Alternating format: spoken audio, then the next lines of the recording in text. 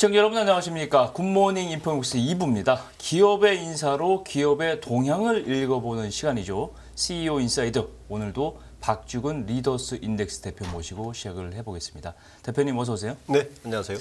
네, 오늘 마천루라는 단어를 가져오셨어요. 네. 마천루의 저주는 있는가? 네. 이 주제로 말씀해 주신다는데 네. 마천루의 저주가 뭡니까? 물론 마천루 그러면 우리가 한 200m 이상의 빌딩을 보통 마천루. 초고층 빌딩. 네, 초고층 빌딩 이야기를 하죠. 네. 빌딩이 올라가면 네. 경제가 무너진다. 네, 이런 설을만 알았는데 실제로 이 부분을 예.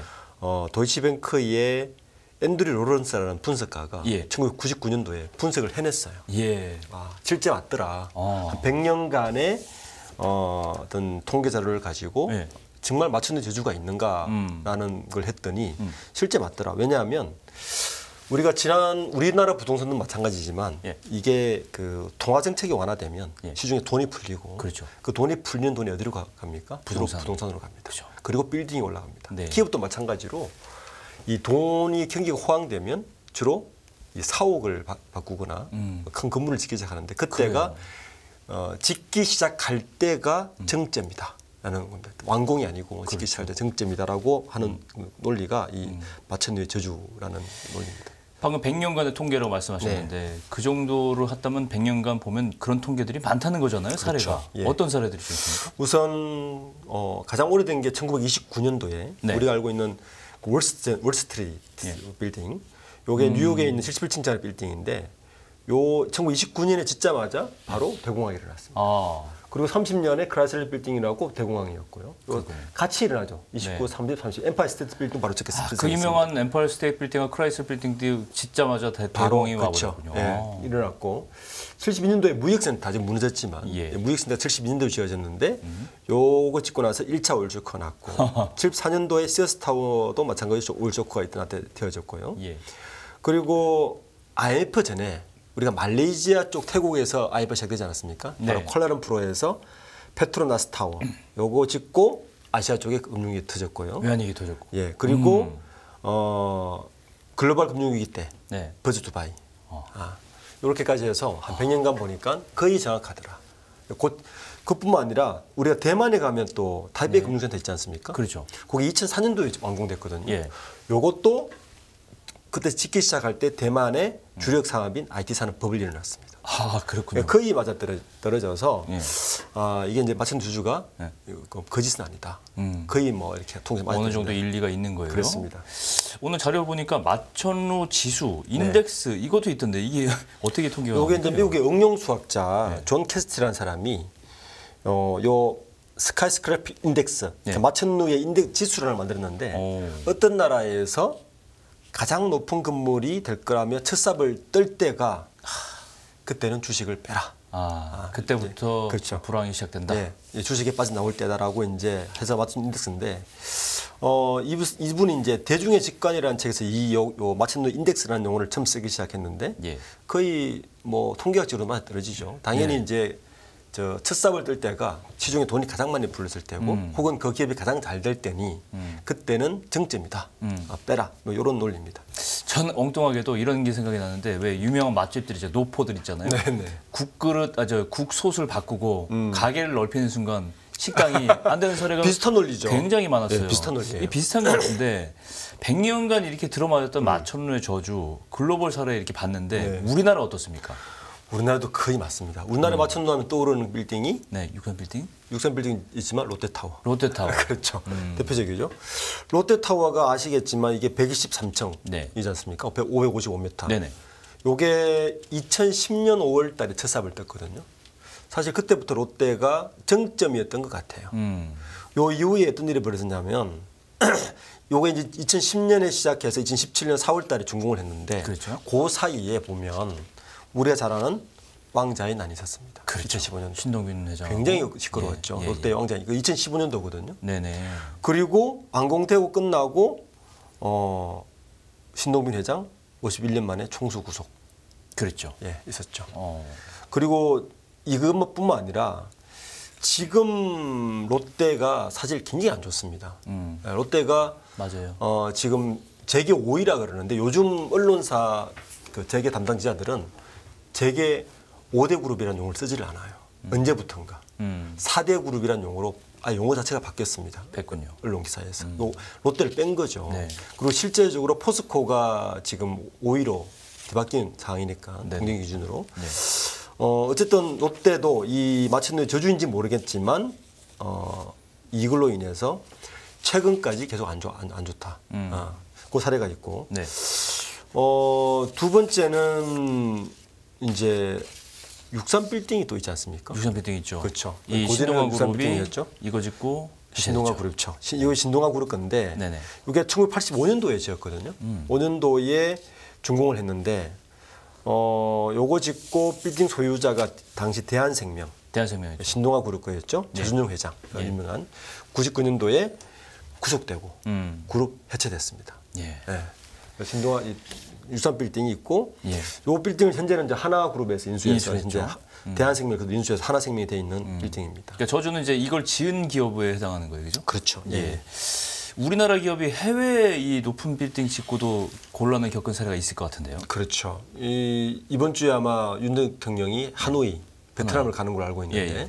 하노이 가면 랜드마크가 하나 있습니다. 한국 하노이 그 베트남에 가는 한국인들이 그나마 주재원들이 가장 선호하는 건물. 네.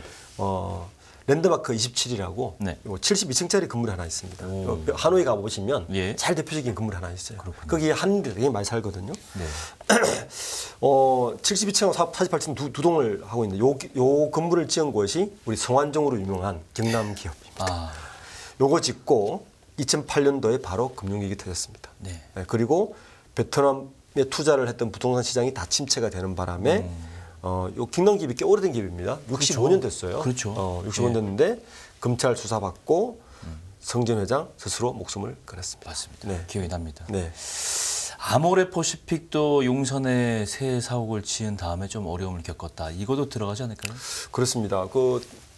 뭐 한류에 사실 선봉이 있었었죠. 그러니까요. 한때는 뭐 화장품으로 아모레퍼시픽이 뭐 굉장히 절세했는데 그 정점에 있을 때 저 아모레퍼시픽 건물을 지었습니다. 저 건물 굉장히 멋있어요. 굉장히 상도 많이 받았어요. 거의 아트 수준입니다. 예. 네, 아트 수준인데 그런데 이 건물을 삽을 뜰 때부터 실적이 쪼그라들기 시작했습니다. 코로나도 왔고. 네. 예. 아모레퍼시픽이 지난 3년간 시총이 거의 1조 이상 빠졌어요. 1조가 뭡니까? 10조 이상 빠졌습니다. 굉장히 많이 빠졌죠. 요게 빠진 게 신사옥이 짓고 2년 만에 완전 희비가 걸립니다. 뭐 2019년도에는 그 CTV UH는 어워즈라는 상까지 받았는데 예. 요 신사옥 건설을 기점으로 실적이 뒷걸음질을 치기 시작하더니 예. 물론 뭐 이유는 있었습니다. 사드 뭐 사태도 그렇죠. 있었고 있었지만 마천루에 저주가 걸렸다는 시장 반응이 굉장히 많았고요. 최근에는 이제 감원까지 이루어지고 있습니다. 내달 31일부터 15년 이상 지구원 대상으로 지금 예. 희망퇴직 받고 있고, 뭐 최근에는 또 뭐 중국 사태, 중국 대사, 중국 네, 대사 때문에 뭐 정부의 일부 청와대 대통령실에서 예. 아모레퍼시픽 뭐 시가총액이 얼마나 빠졌다까지 말 나오는데 어쨌든 최근에는 감원을 할 정도로 굉장히 실적이 좋지 않아서 아모레퍼시픽도 어떻게 보면 마천루의 저주에 들어간 게 아니냐 이렇게 볼 수 있을 것 같습니다. 또 이 회사 얘기 안 할 수가 없는데 네. 현대차그룹, 네. 이 삼성동 글로벌 비즈니스센터 이거 지으려다가 처음에 105층으로 이제 105층 계획했다가 예. 이거 차일피 좀 미루면서 이것도 마천루의 저주를 좀 의식해서 그런 거 아닌가 싶은데 어떻습니까? 저도 그렇게 생각했거든요. 예. 그러니까 105층이면 사실은 같은 105층이고 롯데타워보다 같은 105층수 같지만 더 그렇죠. 높아요. 높이가. 높이가 더 높아. 23층 더 높은데 정몽구 명예회장이 계실 때 이거를 땅을 우리가 잘 아다시피 10조 5천억을 주고 매입하지 않았습니까? 그렇죠. 삼성하고 붙어서. 예. 그래서 105층을 짓겠다고 원래 계획을 했었고 이게 사실은 강남구청에다가 그렇게 허가를 받았어요. 네, 105층 짓겠다고. 짓기만 하면 되는 거예요. 그렇죠. 예. 근데 지금 어떤 상태냐면은 오히려 현대차 그룹에서 예. 우리 그렇게 짓지 않겠다. 그래요? 바꿔달라. 우리 70층하고 50층 정도로 좀 낮추겠다라고 낮춰서 했는데 두 개로 오히려 하겠다? 강남구청에서 안 된다라고 지금 이야기하고 있는 거예요. 원래대로 해. 원래대로 해라. 105층 왜냐하면 우리는 강남구청이었던 저 송파구에 있지 않습니까? 그렇죠. 그 롯데타워는 네. 강남구청의 어떤 랜드마크다. 송파구와 강남구. 예. 그래서 이거를 싸움인가요? 네. 변경 허가 못 해주겠다라고 지금 현대차구로 보고 강남구청하고 지금 다투고 있는 상황입니다. 사실은 일반적으로는 반대 경우가 돼야죠. 우리 그렇죠. 더 높이겠다. 그러면 뭐 여러 가지 이유로 롯데타워 질 때 기억 안 나십니까? 그렇죠. 항공기 문제, 서울공항 가는 비행기들 문제 여러 가지. 지금 문제, 이야기를 문제. 반대로 하고 있어요. 현대차그룹에서 야 이거 높이 지으면 뭐 항공기 장도 문제가 생기고 이런 게 생기니 우리 낮출게 허가해줘. 이랬는데 강남구청은 안 된다라고 하고 있고 이제 현대차그룹은 또 이유가 있어요. 이걸 하면 한 2조 원 정도, 그러니까 105층에서 7층으로 두 개로 나눠주면 그렇죠. 한 2조 정도 줄어든답니다. 그 돈을 가지고 우리는 미래 산업에 투자하겠다. 이런 논리로 지금 다투고 있습니다. 그렇군요. 이 현대차그룹의 이 글로벌 비즈니스센터 부지 매입은 확실히 득되는 장사였어요. 기억하시죠? 그렇죠. 예. 평당 2천만 원에 말씀하신 대로 10조 5천 원 샀는데 예. 2021년에 벌써 20조 넘어섰고 그렇죠. 지금 아마 더 평가 가치가 더 높을 것 같은데 네. 근데 개발은 미뤄지고 있잖아요. 네, 그렇죠. 야 이게 참 어떻게 보면 아련한 일인데 표면적인 이유도 그렇고 어떻습니까? 이 투자를 2조 남겨서 투자를 한다 그랬는데 정말 이 투자를 그러면 모빌리티에 투자를 하고 건물 짓는데 돈을 빼겠다. 네. 이런 얘기잖아요. 그렇죠. 사실 이 부지 살 때만 해도 비판도 많았죠. 많았죠. 네. 비싸게 산다 그랬어요. 비싸 산다 그랬죠. 굉장히 네. 비쌌고 네. 또 비싸게 산다 그랬죠. 네. 그 당시에 사실은 이 부지 살 때 볼보가 매물 나왔었어요. 볼보가 2조 5천억 굉장히 싸게 매물 나왔습니다. 근데 그 볼보를 중국이 채갔거든요. 그렇죠. 그때 많은 이제 전문가들은 저 부지를 사니 현대차가 볼보 브랜드를 사는 게 더 낫지 않았느냐까지 말까지 나오면서 비판을 거셌죠. 예. 예. 그런데 이제 뭐 결론적으로는 지금은 땅값이 올라서 어느 정도 회복은 했지만 이 정의선 회장은 확실하게 실리주의인 것 같아요. 합리주의자. 뭐 우리 소위 말하는 우리 그렇게 높은 빌딩 지어서 가오 잡을 필요는 없다. 네. 실리적으로 가자. 그 줄인 돈을 가지고 이번에도 8조 정도를 해외 배당을 가지고 국내로 들어오지 않았습니까? 예. 그걸 전부 다 이 건물 지을 때도 2조를 줄여서 그 돈을 가지고 미래 산업에 투자하겠다. 뭐 이런 논리인 것 같습니다. 괜찮네요. 그러면 그런 이유랑은 괜찮은데. 뭐 그리고 또 마천루의 저주도 안 빠지고. 거기도 안 빠지고. 그렇죠. 그러니까. 예. 여러 가지 뭐 이 기업들이 여러 가지 생각을 할 수가 있는데 이 호황 때일수록 이 화랑 때일수록 그 돈을 가지고 굉장히 연구를 많이 좀 해야 된다. 투자를 그렇죠. 하려면 미래에 그런 투자를 돈을 한다. 미래에 투자를 한다. 그런 면에서는 굉장히 여러 가지 시사점을 주는 것 같습니다. 그렇습니다. 다음 주제로 넘어가 볼까요? 이번에는 엘리트 관료들의 대기업 이동 러시 이걸 준비하셨다는데 네. 고위 공무원들이 많이 넘어간다는 얘기죠? 네, 기업으로. 그렇습니다. 우리가 근데 고위공무원 하면 예전에는 예. 뭐 차관급 이상, 최소한 실장급 이상 뭐 이렇게 우리가 고위공무원 했는데 네네. 최근에는 현상이 우리가 이제 보통 지금 남아 있는 고시가 네. 외무고시도 없어졌고 네. 사법고시 없어지고 행정고시로 나오죠. 행정고시 나왔죠. 예. 그러니까 어떻게 보면 관료의 엘리트가 이제 행정고시밖에 남아 있는데 그렇죠. 행시 출신의 소위 말하는 이제 엘리트 관료들이 네. 대기업으로 굉장히 많이 넘어가고 있다. 2년간 산업부 과장만 20명이 넘어갔습니다. 20명이나요? 네, 그렇습니다.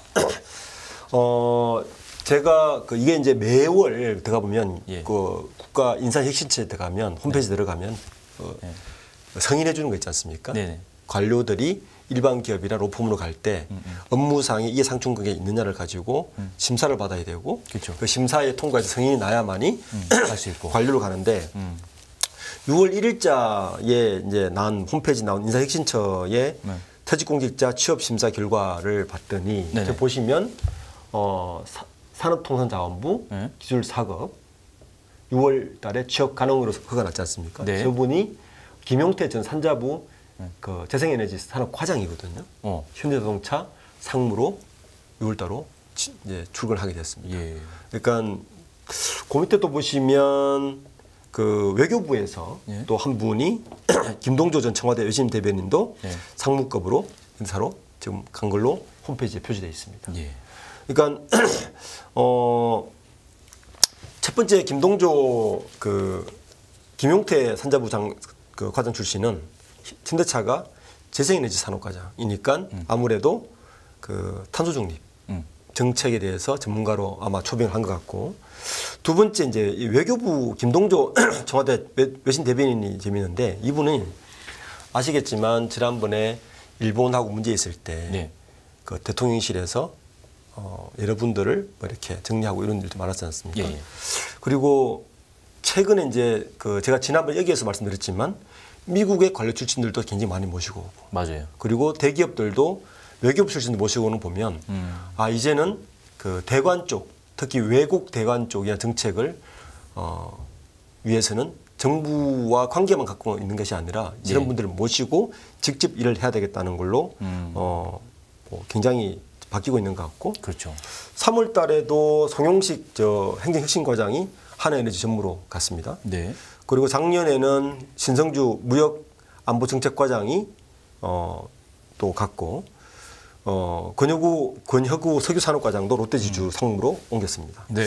그래서 뭐 최근에 이렇게만 해도 2년 새에만 산업자원부에서만 20명이 옮겼어요. 그렇군요. 예, 굉장히 지금 러시가 있고 최근 통계를 보면 5급 이상 공무원의 자발적 퇴직 현황을 보면 2020년에 174명이었다가 예. 2021년에 1,048명, 작년에는 1,100명이었습니다. 올해는 더 러시가 되지 않을까 그렇게 생각하고 있습니다. 이 행정고시 봐서 5급 따기가 정말 하늘의 별따기인데 그렇죠. 이걸 봐놓고서 기업으로 옮긴다는 건 이유가 있을 거예요, 분명히. 그렇죠. 근데 이 옛날에는 이제 공무원 하다가 이 기업으로 가는 게 주로 이제 경찰 또 뭐 검찰 네. 이런 쪽이 많았는데 네. 이게 이제 행정부 쪽에 이렇게 많다는 게 어떤 시사점을 줄지 맞습니다. 지금까지는 보면 주로 뭐 감독기관, 그렇죠. 감찰기관 예. 이쪽을 주로 선호했죠. 예. 사회이사들도 보면 주로 검찰 출신이나 감사원 출신이나 뭐 국세청 출신 이런 분들 그렇죠. 선호한 게 있는데 예, 예. 이제는 아예 그 분야의 전문가를 모시고 온다는 거는 첫 번째는 글로벌 공급망 재편이 굉장히 빨라졌어요. 네. 특히 이제 그러다 보니까 에너지, 환경 요 두 가지 규제 강화가 지금 글로벌하게 굉장히 빨리 움직이고 있습니다. 네. 요 부분에 대해서 민첩하게 기업들이 어떻게 대응을 해야 되니까 특히 산자부하고 환경부나 외교부 출신들을 굉장히 선호합니다. 그래서 글로벌의 공급, 예를 들어서 유럽 쪽에 아리백을 뭐 한다든지 예. 미국 쪽에 그 IRA 이런 법들이 시행됐을 때 우리가 어떻게 했는지 선행적으로 대처를 하려면 그 전문 분야의 고위 공무원들을 스카우트해서 지금 대응하고 있는 게 가장 큰 이유인 것 같고 SK그룹 같은 경우는 작년에 어떤 일가 있었냐면은 그 신통상질서 전략실장 1급이거든요. 실장이면. 예. 1급을 SK 스퀘어 부사장으로 이제 스카우트 했는데 네. 그 원래는 안 돼요. 네. 근데 연관 업종이기 때문에. 그렇죠. 그런데 SK 스퀘어라는 회사가 따로 새로 생겼잖아요. 예.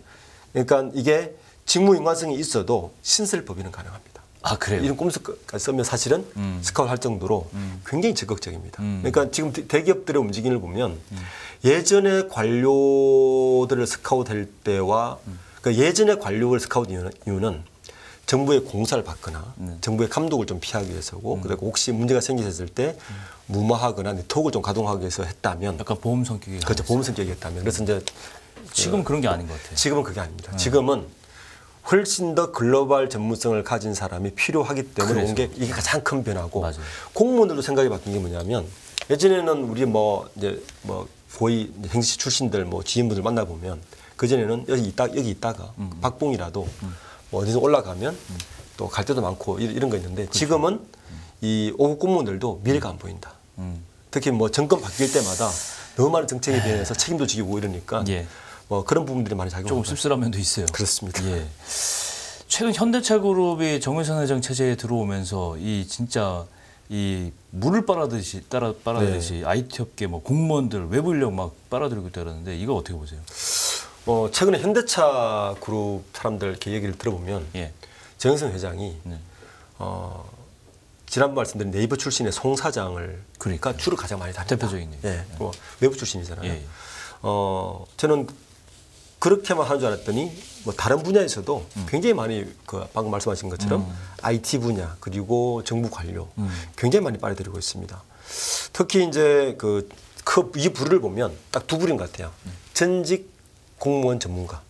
전직 공무원 전문가. 그리고 IT 업계. 그러니까 전직 공무원 전문가를 데리고 오는 이유는 가장 큰 이유는 이 탄소 정책에 대해서 어떻게 대처할 것인가.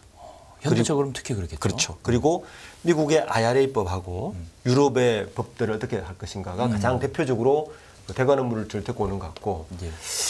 그리고 현대차가 또 하나 이제 심의를 구리고 있는 게 IT 분야입니다. 지금 보시면 뭐 네이버에서 됐건 그리고 서부국 상무도 카카오 엔터프라이즈, 네. 오준환 상무도 마찬가지죠. 네. 그리고 그 최전석 상무는 삼성전자 반도체 출신이거든요. 그렇군요. 반도체 IT 쪽인데 이유는 이겁니다. 최근에 그 팬데믹 때 두 가지 애로를 겪었어요. 네. 자동차 시장이 바뀐 게 반도체가 수급이 안 돼서 굉장히 애로를 겪었다. 그렇죠. 이 반도체 설계에 대한 기술을 갖고 있지 않으면 앞으로 독자적인 생산이 굉장히 어려울 수도 있다라는 걸 해서 예. 삼성전자 쪽에서 데리고 오신 분들이 있고 네. 두 번째는 이 현대차가 꿈꾸는 모빌리티 솔루션이라는 게 뭐냐면 결국에는 자동차의 플랫폼화입니다. 그렇죠. 앞으로는 자동차라는 게 단순히 기계 산업이 아니고 결국에는 플랫폼 기업들과 어떻게 협업하거나 혹은 독자적인 기술을 어떻게 가지고 독립할 수 있는가가 이 자동차 산업이 살아남기 위한 핵심인데 그렇죠. 그걸 위해서 이제 모시고 온 분들이 바로 뭐 방금 보셨던 그 네이버 출신이라든지 예. 카카오 출신들의 특히 이제 송 사장이 오면서 이분들 적극적으로 영입해서 향후에 현대자동차는 네. 단순한 자동차 매뉴팩처링 기업이 아니라 뭔가 IT 플랫폼도 같이 영위하는 기업으로 가겠다라는 의지를 일으키는 부분입니다. 그렇군요. 이게 결국은 이게 두 가지 저는 축으로 보이는데 하나는 탄소 중립권 대외 전략들, 그렇죠. 두 번째는 IT, 네. 모빌리티, 네. 뭐 이런 전략들인데 이제 이렇게 이거는 정말 지금 현대자동차가 아니라 다른 해외 브랜드들 자동차 완성차 브랜드들도 마찬가지일 것 같아요. 지금 그렇죠. 워낙에 탄소 문제가 좀 심각하고 그 탄소 문제를 하기 위해서는 전기차로 쭉 가고 있는 전기차 때문에 가고 있는 거고 실제로는 이제 뭐 탄소를 줄이지 않으면 결국에는 팔 수가 없는 팔 수 없잖아요. 네, 시대로 유럽 가서 쪽이 또 앞으로도 더 그렇죠. 강화되고 그리고 이제 글로벌 공급망 자체가 굉장히 바뀌어서 네. 여기는 갈 수밖에 없는 상황이라서 가고 있는 거고 뭐 IT도 마찬가지죠. 지금 그 아까 송충호 사장을 모시고 오면서 그 포티투탓이라는 기업을 인수했지 않습니까? 그렇죠. 투자하면서 네. 거기에다가 인수 이후에 2030년까지 18조 원을 쏟아본다는 이야기거든요. 그걸 기반으로 현대차가 IT 인프라를 만들겠다는 건데 네. 방금 이야기했던 그 김준환하고 오준환 상무 같은 경우 김진우 상무 같은 경우는 서비스 플랫폼 실장이에요. 네이버에서. 네. 그러니까 플랫폼으로 가겠다는 이야기입니다. 그렇죠. 예. 그러니까 그 부분 분명히 읽히고 네. 오준환 상무 같은 경우는 서비스 개발 실장이에요. 그러니까 뭐냐면 플랫폼 만들어서 그 플랫폼 위에 어떤 서비스를 올리겠다는 두 개의 전략을 같이 가는 거죠. 그렇죠. 그래서 김준우 상무와 오준환 상무는 그렇게 코드를 읽어내야 된다. 예. 그리고 이제 아까 그 삼성전자 그 최정석 상무 같은 경우도 예.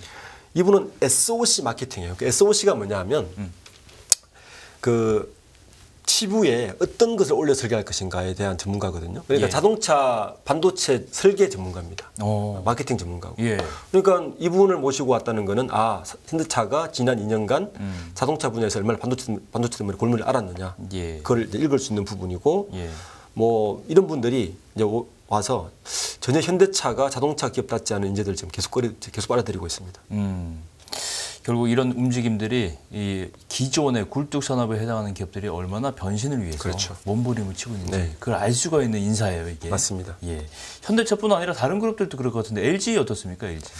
LG도 지지난주 그러니까 6월 초에 큰 인사가 있었죠. 윤창열 전 국무조정실장 차장 영입했습니다. 예. LG도 이분이 이제 글로벌 전략센터장으로 들어옵니다. 그러니까 글로벌 전략센터. 센터장이죠. 제가 여기서 그 연초에 말씀드렸듯이 우선 미국의 대관 담당 몇 분을 관료 출신들을 끌어들였어요. 네. 거기와 네트워크도 해야 되고 네. 그리고 이 윤창열 전 국무조정실장은 그 전부터 사실은 이런 글로벌 전략 같은 걸 많이 했던 분이에요. 그래서 이번에 영입한 이유는 이분을 중심으로 글로벌 전략 센터를 만들고 예. 그리고 각국의 대관 담당 그 관료들을 그 스카우트한 분들과 예. 시너지를 내서 그렇죠. 글로벌한 전략을 펼치겠다. 특히 LG 그룹 같은 경우도 LG 에너솔루션이 IRF과 연관되어 있고 그리고 LG 전자도 전장 사업을 하고 있지 않습니까? 전장 사업도 사실은 주 시장은 LG 전자가 매그너를 인수하면서 네. 주력 시장은 미국이거든요. 그렇죠. 전장 시장이. 네. 그 미국 전장 시장을 어떻게 그 들어가고 어떻게 전략을 짜야 될지를 이런 부분들이 이제 총괄적으로 짜겠다. 이런 코드가 읽히는 부분이죠. 제가 보면 이거는 완전히 글로벌 사업 핵심을 위한 거예요. 전략을 위한 그렇죠. 거예요. 이분 보통 이력을 보면은 다 국조실장 했죠. 네. 운영실장 했죠. 다 이 전략과 관련된 거잖아요. 맞습니다. 이 글로벌 전략을 짤 수 있는 전문가다 이렇게 판단을 한 것 같은데 네. 결국은 대외 리스크를 의식하지 않을 수가 없는 거죠. 아, 그럼요. 그죠? 뭐 우리가 잘 알지만 이게 참 안타까운 게요. 저는 그 이전에는 사실 우리가 보면 네. 이런 대외 리스크 같으면 터지면 대부분 정부에서 1차 쉘드를 쳐줬어요. 그렇죠. 보호막을 쳐줬습니다. 네. 그리고 산자부 이제 기업들은 산자부나 기재부가 외교부나 소통하면서 어떻게 네. 대응할까 뭐 이런 식의 전략을 따라가고 어떤 정부의 정책에 따라서 많이 움직이는데 최근에 기업들은 깨달은 거죠. 네. 아, 이제는 거기를 믿을 수는 없다. 정보만 믿고 있을 수 없다. 저는 그 코드가 분명히 읽힙니다.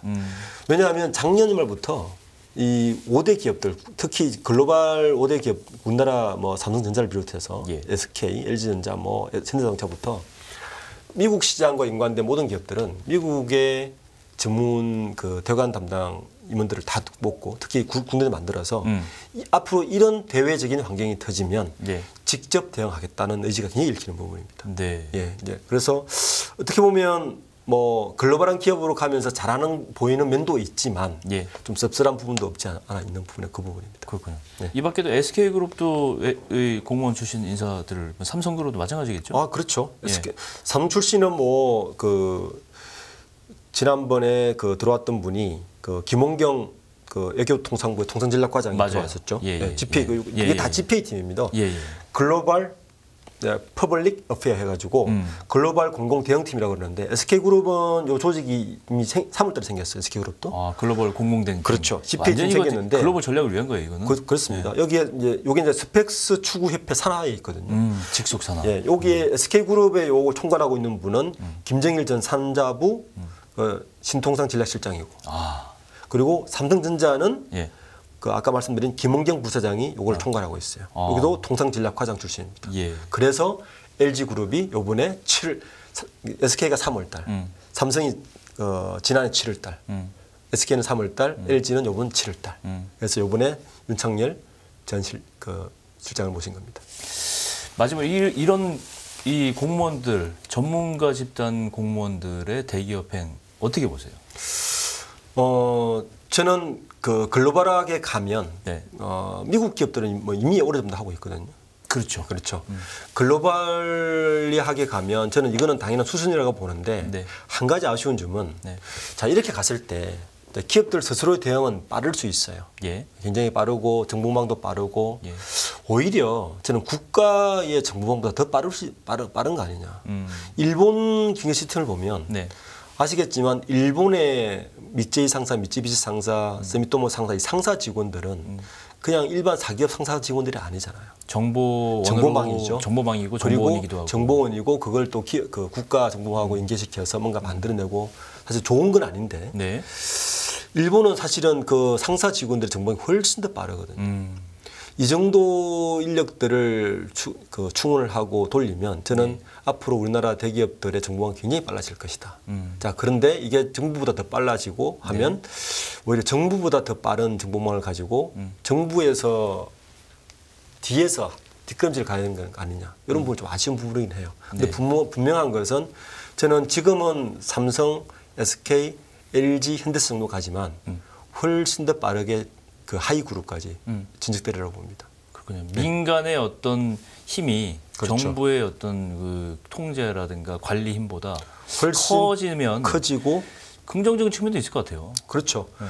뭐 어차피 뭐 우리나라 대기업들은 다 글로벌한 전략을 짜야 되고 예. 글로벌한 마케팅을 해야 되고 예. 글로벌 네트워크를 가동해야 해야 살아남는 구조라서 가는 건 당연한데 일본처럼 뭐 예를 들어서 이 정보망들이 정부 어떤 유기적으로 뭔가를 공무원처럼 한다는 건 아닌 것 같고 이 부분을 어떻게 국가 정보망과 좀 시너지를 낼까도 사실 과제인 것 같아요. 그렇죠. 예, 그 예. 부분이 과제인 것 같아요. 그렇군요. 왜냐하면 대부분이 우리나라는 이제 정보가 바뀌지 않습니까? 그렇죠. 일본은 자민당이 오래 가고 이렇게 해서 오래 그런 게 유지되지만 지속력이 우리나라는 있죠. 지속성이 있잖아요. 우리나라는 이제 정권이 바뀌면 사실 이번에 오신 분들 대부분 전 실장, 전 실장, 전 정부 사람들이 많고 있다 보면 그 점은 조금 아쉽네요. 이 정부가 바뀌면 탄절되는 정부망이 탄절되는 게 있어서 그러니까요. 이 유기적인 망을 참 좋은 거죠.